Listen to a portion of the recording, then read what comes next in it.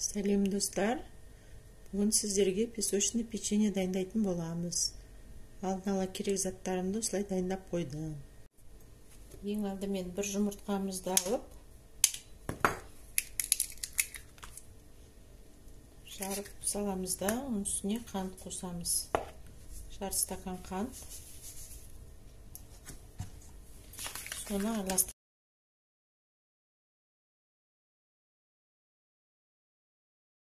қант пен жұмыртқамызды араластырып алдық. Енді оның үстіне 125 грамм маргарин саламыз да.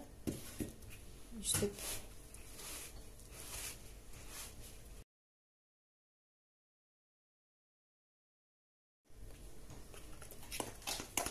қант пен жұмыртқамызды араластырып алдық. Енді оның үстіне 125 грамм маргарин саламыз да. Үстіп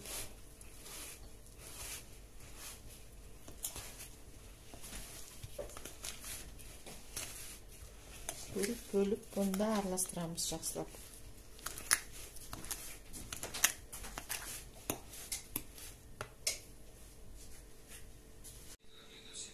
Және мына жерде 50 грамм сүтіміз бар, соны қосамыз.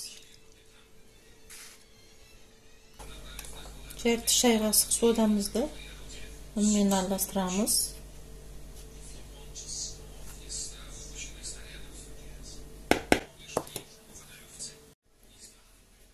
Енді ұнымызды қосып, жайлап қамыр илетін боламыз.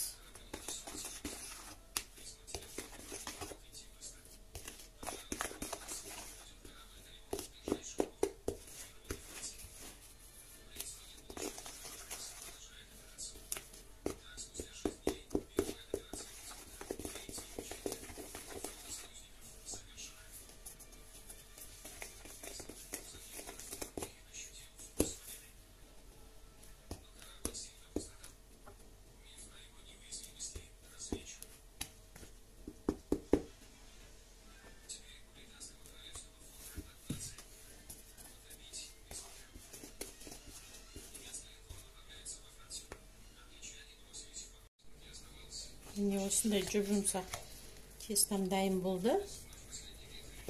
Қазір жаямыз. Ал енді қамырымызды жая бастаймыз.